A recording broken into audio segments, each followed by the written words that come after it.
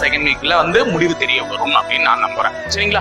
அப்போ PC result வந்து நமக்கு ஜூன் மாதம் பிறந்ததற்கு பிறகுதான் வரப்போகுது அப்படின்றத வந்து ஊர்ஜிதப்படுத்திக்கோங்க. ஸோ இன்னும் இருக்கக்கூடிய நாட்கள்ல ரிசல்ட் எப்ப சார் வரும், ரிசல்ட் எப்ப சார் வரும், ரிசல்ட் எப்ப சார் வரும் எழுதியாச்சு. அதற்கான எல்லா வேலைகளும் நம்ம பக்கம் கொடுக்கறது எல்லாமே முடிச்சிட்டோம். பிசிக்கலா இருக்கட்டும், ரிட்டன் எக்ஸாமுக்கா இருக்கட்டும், நம்ம அந்த வேலைக்கு என்னென்னலாம் உழைப்ப நம்ம பக்கம் இருந்து கொடுக்கணும்னு நினைச்சோமோ அது எல்லாத்தையுமே கொடுத்து முடிச்சிட்டோம். இனிமே கடவுள் விட்ட வழிதான். அவர் வந்து அந்த ரிசல்ட் லிஸ்ட்ல நம்மளுடைய பேரை இடம்பெற வைக்கணும்னு நினைச்சாங்கன்னா அவர் இடம்பெற வைக்க போறாரு, இல்லைன்னா இல்ல. அது அவரோட விஷயம். அவர் அந்த கட் ஆஃப் ஜோனுக்குள்ள வர வைக்கிறதும் வர வைக்காததும். ஸோ இதுக்கப்புறம் மேல சுத்தி அந்த இதை தூக்கி போட்டுட்டு நம்ம அடுத்த கட்ட வேலையை பார்க்கலாம். சரிங்களா? அடுத்த கட்ட வரக்கூடிய ஏதாவது ஒரு தேர்வுக்கு ப்ரிப்பேர் ஆகிறதா இருக்கட்டும், இல்ல நான் இந்த தேர்வுல நான் நல்லா செலக்ட் ஆயிடுவேன்னு சொல்லிட்டு நான் வாழ்க்கையை கொஞ்சம் என்ஜாய் பண்ணி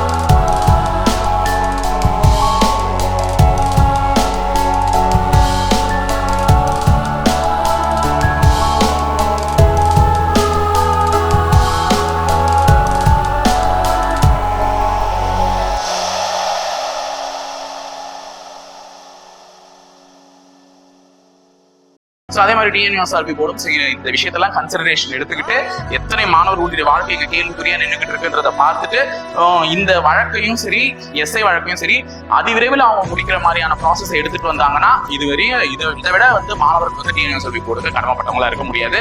ஸோ இருக்கக்கூடிய எதிர்கொள்ளக்கூடிய மாணவர்களை பார்க்கலாம். ஸோ எப்படி இருந்தாலும் ஒரு ஆகஸ்ட் அல்லது செப்டம்பர் மாதம் வந்து ட்ரைனிங் போயிடுவீங்கன்ற நம்பிக்கையோட இருக்க பிசி மாணவர்களே கண்டிப்பா அது நடக்கும். சரிங்களா? ஸோ இணைந்திருங்கள், தொடர்ந்து பயணிப்போம். முப்படை பயிற்சி மையத்துல. நன்றி, வணக்கம்.